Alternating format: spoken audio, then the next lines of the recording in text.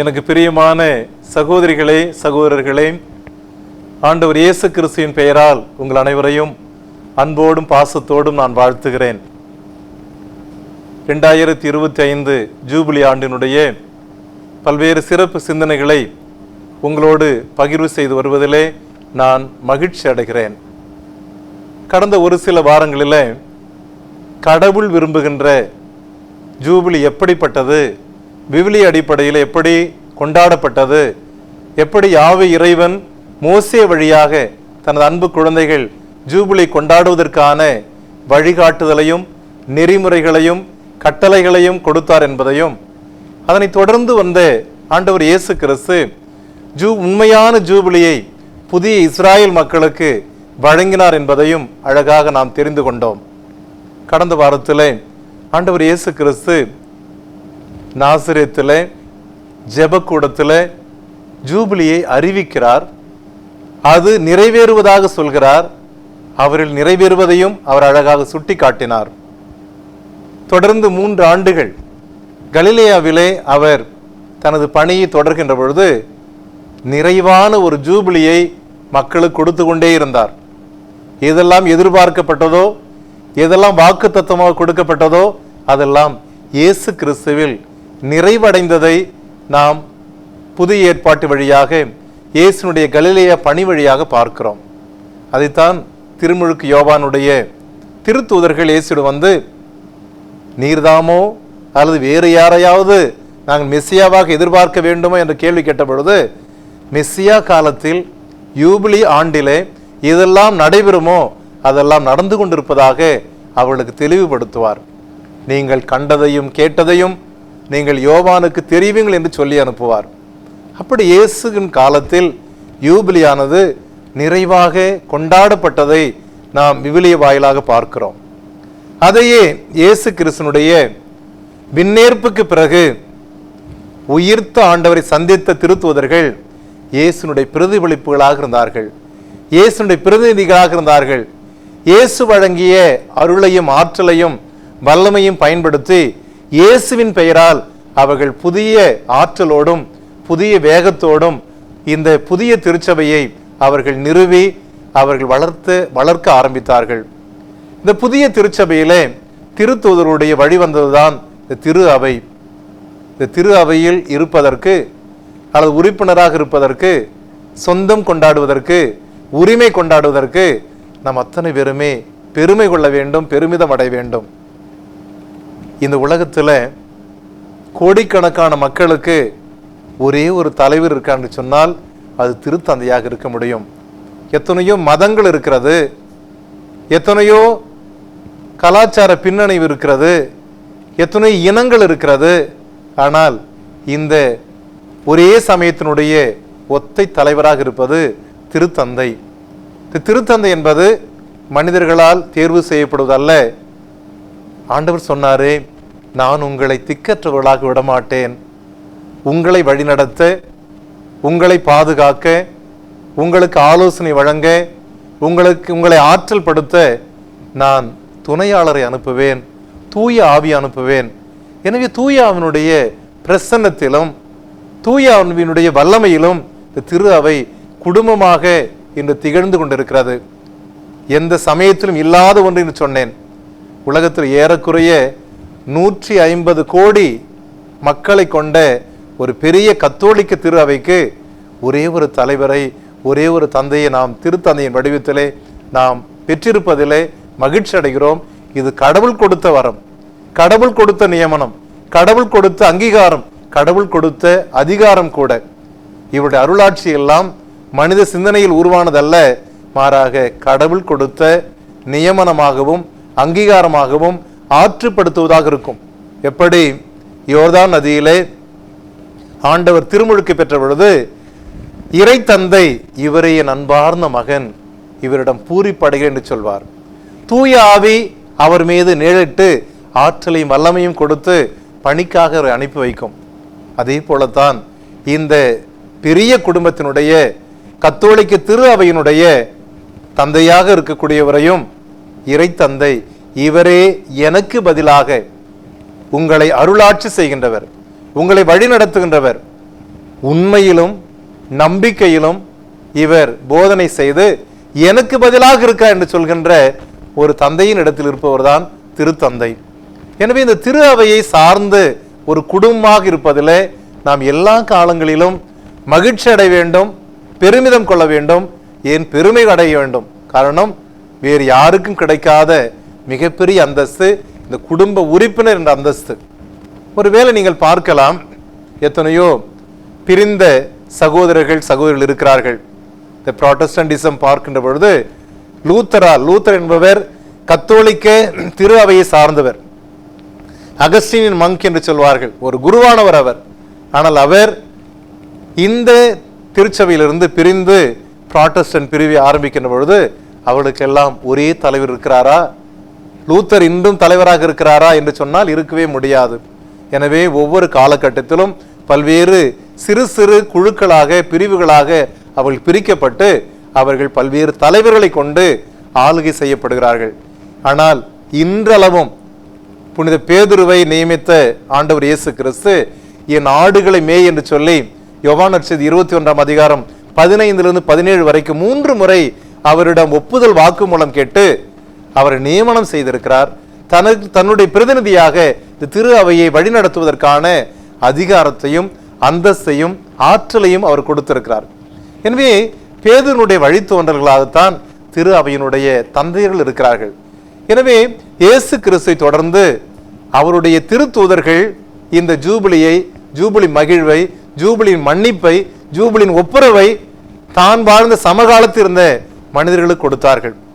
ஏறக்குறைய 3 நூற்றாண்டுகள் இந்த திருத்தூருடைய வழித்தோன்றல்களாக திரு அவையானது மிக அழகாக வழிநடத்தப்பட்டது.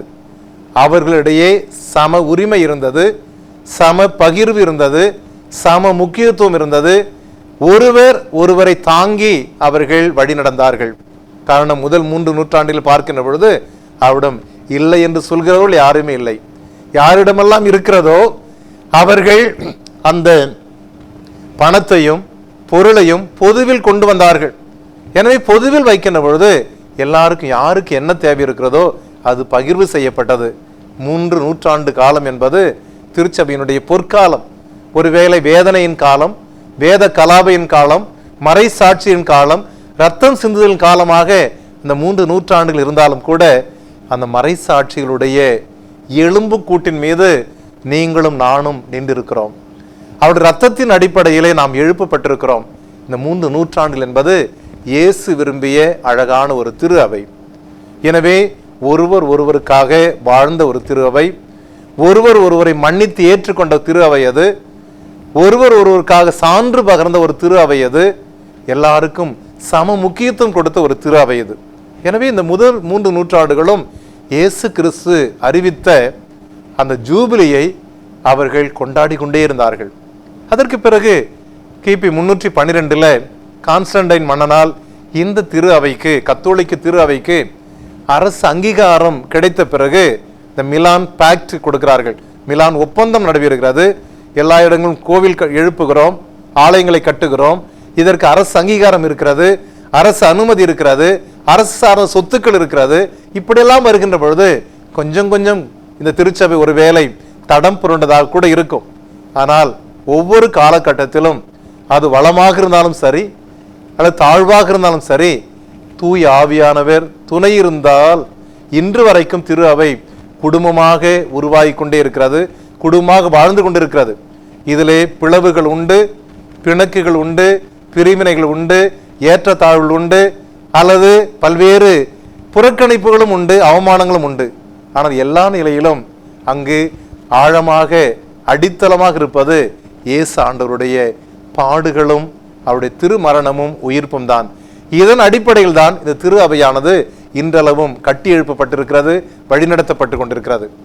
இப்படிப்பட்ட காலகட்டத்தில் இந்த நாளிலே திரு அவை எப்படி இந்த ஜூபிலியை கொண்டாடி கொண்டிருந்தது, திரு அவை சார்ந்த காரியங்களை வருகின்ற வாரங்களில் நாம் சிந்திக்க இருக்கிறோம். நான் யோசித்து பார்க்கிறேன், நிறைய திருச்சபை சார்ந்த மரபுகளை, யூபிலி கொண்டாட்டங்களை எல்லாம் ஆய்வு முனைகின்ற பொழுது ஏறக்குறைய 1300வது ஆண்டு வரை திரு அவையிலே யூபிலி ஆண்டு என்று கொண்டாடப்படவே இல்லை. இஸ்ராயேல் வரலாற்றில் மோயிசன் காலத்தில் இப்படி கொண்டாட வேண்டும் என்று லேவியர் புத்தகம் வழியாக யாவே இறைவன் சொல்லிக் கொடுத்தார். அது எசாயாவினுடைய வாக்கு இறை வாக்காக மெசியா காலத்தில் இது நிறைவேறும் என்று சொல்லப்பட்டது. இயேசுனுடைய காலத்திலே இந்த யூபிலி ஆண்டு நாசரேத்து ஜெப கூட்டத்தை அறிவிப்பு செய்யப்பட்டு நடைமுறைப்படுத்தப்பட்டது. ஆனால் திரு அவையினுடைய வரலாற்றை படிக்கின்ற பொழுது 1300 ஆண்டுகள் யூபிலி ஆண்டே கிடையாது, யூபிலி அறிவிப்பே கிடையாது. 1300 எப்படி வந்தது என்று ஆய்வு செய்கின்ற பொழுது இது திருத்தந்தையால் கொடுக்கப்படவில்லை, அல்லது வேறு மத தலைவர்களால் உருவாக்கப்படவில்லை. மக்களுடைய இறை நம்பிக்கையின் மீது இது கட்டப்பட்டிருக்கிறது. மக்களுடைய நம்பிக்கை, மக்களிடமிருந்து உருவானதுதான் இந்த திருச்சபை சார்ந்த யூபிலியாக வரலாறு சொல்கிறது. ஏறக்குறைய 13வது நூற்றாண்டு காலகட்டத்தில் நம்முடைய இறை மக்கள் போர்களால் அவர்கள் வதைக்கப்பட்டார்கள். பல்வேறு நாடுகளுக்கிடையே சண்டை மூண்ட பொழுது அவர்கள் சாகடிக்கப்பட்டார்கள், துன்புறுத்தப்பட்டார்கள், பொருளாதார தடைகளை சந்தித்தார்கள், பட்டினி சாவுகளை அவர்கள் கடந்து சென்றார்கள். எனவே போர்கள் வழியாக மக்கள் நொந்து மடிந்து போய் கொண்டிருந்தார்கள். இன்னொரு பக்கம் நாம் கொரோனாவை சந்தித்தது போல கொள்ளை நோய்கள் இன்னொரு பக்கம் இருக்கிறது. கொள்ளை நோய் என்று சொன்னால் இன்னைக்கு அறிவியல் பூர்வமாக நிறைய மருந்து மாத்திரைகளை கண்டுபிடித்திருக்கிறோம், சிகிச்சைகள் எல்லாம் எடுத்துக்கொண்டிருக்கிறோம். ஆனால் 13வது நூற்றாண்டிலே கொத்து கொத்தாக கொள்ளை நோயினால் மக்கள் பாதிக்கப்பட்டார்கள். ஒரு பக்கம் போரினுடைய கொடூரம், இன்னொரு பக்கம் கொள்ளை நோயினால் ஏற்படுகிற வேதனைகள், இதையெல்லாம் மக்கள் கடந்து வருகின்ற பொழுது மக்கள் என்ன செய்கிறார்கள்? ஒரு சில தன்னிச்சையாக நாம் ரோமை நகருக்கு அங்கிருக்கின்ற பேதுரு, பவுல் இவருடைய கல்லறைகளை சந்திப்போம், இவர்கள்தான் இந்த திரு அவையினுடைய முன்னோடிகள், இவர்கள்தான் புறவினத்தாருக்கும் இஸ்ராயல் மக்களுக்கும் நற்செய்தி கொண்டு வந்தவர்கள். எனவே இவர்களுடைய கல்லறைகளை சந்திக்கின்ற பொழுது ஒருவேளை நமக்கு பாவ மன்னிப்பு கிடைக்கும், கடவுளுடைய நிறை ஆசீர் கிடைக்கும், கடவுளுடைய பாதுகாப்பு கிடைக்கும் என்று சொல்லி ஒரு சில மனிதர்கள், நல்ல எண்ணம் கொண்டவர்கள் தன்னிச்சையாக இவர்கள் ரோமைக்கு பயணத்தை தொடங்கி இருக்கிறார்கள். இந்த பயணத்தை தொடங்கி வருகின்ற பொழுது யாரெல்லாம் இந்த பயணத்திலே சந்தித்தார்களோ வழியில் வந்தவர்களெல்லாம் இவர்களோடு திருப்பயணிகளாக சேர்ந்து கொண்டார்கள்.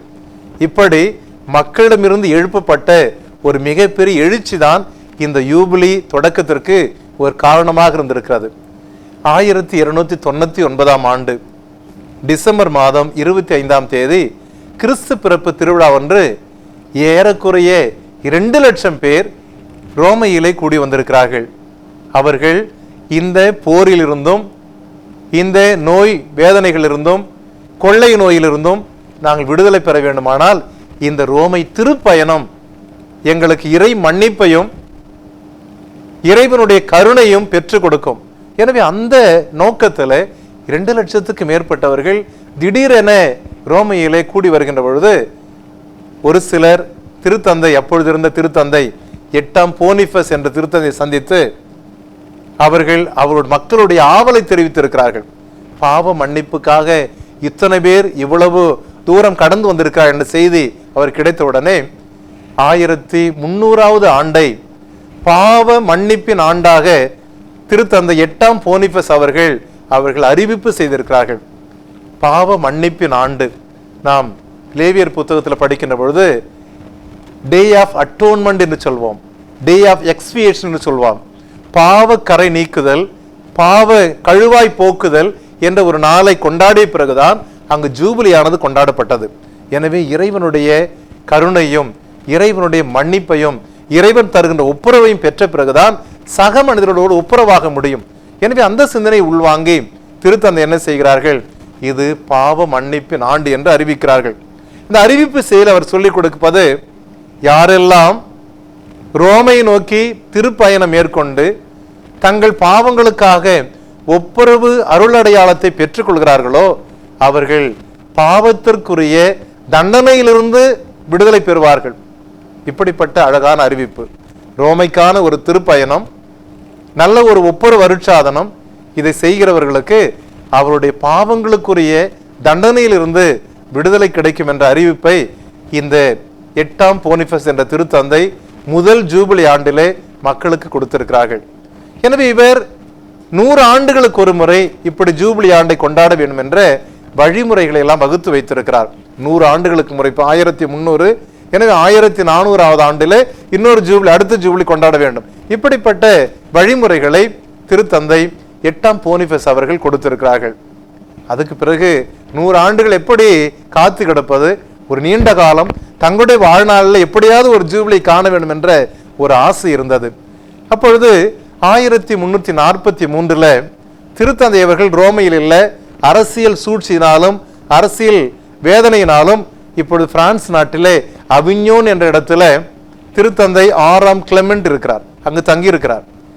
அங்கே ரோமையில் இல்லை, வேறு இடத்தில் தங்கியிருக்கிறார். ரோமைக்கு வர முடியாத ஒரு நிலையில அவர் சிக்கி தவிக்கின்ற ஒரு சூழ்நிலையில ஸ்வீடன் நாட்டை சார்ந்த பிரிஜித் என்றவரும் போட்ராக் என்ற ஒரு கவிஞரும் திருத்தந்தை சந்தித்து 100 ஆண்டுகளுக்கு ஒரு முறை இந்த ஜூபிலி கொண்டாட தேவையில்லை, 50 ஆண்டுகள் என்று அறிவிங்கள் என்று சொல்லியிருக்கிறார்கள். எனவே திருத்தந்தை 1343 50 ஆண்டுகளுக்கு ஒரு முறை என்று ஜூபிலியை மாற்றி அமைத்திருக்கிறார்.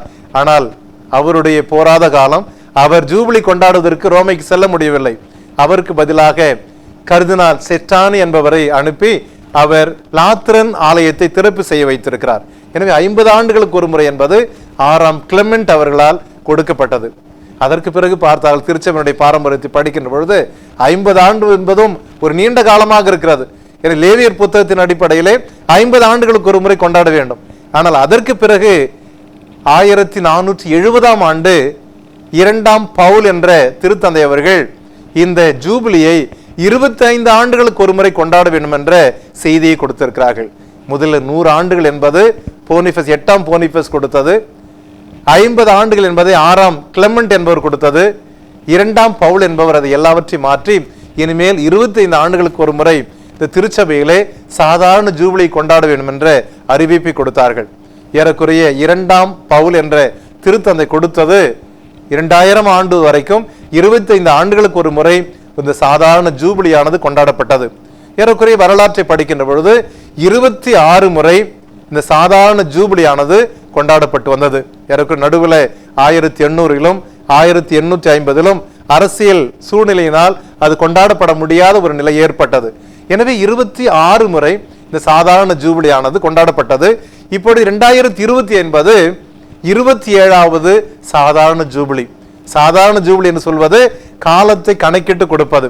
இதிலே அசாதாரண ஜூபிலி என்று ஒன்று உண்டு, சிறப்பு ஜூபிலி என்று, எக்ஸ்ட்ராடினரி ஜூபிலி என்று உண்டு. எப்பொழுதெல்லாம் திருச்சபைக்கு பல்வேறு சூழல்களிலே அது அசாதாரண சூழல் ஏற்படுகிறதோ அல்லது பல்வேறு தேவைகள் அடிப்படையிலே திருத்தந்தையர்கள் அசாதாரண ஜூபிலி அறிவித்திருக்கிறார்கள். இது ஏறக்குறைய 65 முறை கொண்டாடப்பட்டிருக்கிறது. எனவே அன்புக்குரியவர்களே, இந்த யூபிலி என்பது மக்களால், மக்களுடைய எழுச்சியால், மக்களுடைய இறை நம்பிக்கையின் அடிப்படையிலே அடித்தளத்தின் மீது இந்த ஜூபிலியான திருச்சபையிலே உருவாக்கப்பட்டிருக்கிறது. எனவே மக்களிடமிருந்து பெற்ற அந்த எழுச்சியையும் அவர்கள் விசுவாசத்தின் மீது கொண்டிருக்க நம்பிக்கையும் இறை மன்னிப்பை பெறுவதற்கான ஆவலையும் புரிந்து கொண்ட திருத்தந்தை தான் 1300வது ஆண்டிலே முதல் ஜூபிலியை தொடங்கியிருக்கிறார்கள். இன்றளவு நாம் ஏறக்குறைய 27வது ஜூபிலியை கொண்டாடுவதற்கு கடவுளுடைய ஆசிரியை பெற்றவர்களாக இருக்கிறோம். தொடர்ந்து வருகின்ற நாட்களில் இந்த சாதாரண ஜூபிலி என்பதும் அசாதாரண ஜூபிலி என்பதும் எப்படி திருச்சபையிலே கொண்டாடப்பட்டது, அதன் பின்னணியில் எப்படிப்பட்ட முக்கிய நிகழ்வுகள் எல்லாம் உருமாறி வந்தன என்பதை வருகின்ற வாரங்களில் நாம் இந்த சிந்தனையின் மீது பெற்றுக்கொள்வோம். அன்பான ஆண்டவரே, இந்த அழகான நாளுக்காக நன்றி செலுத்துகிறோம்.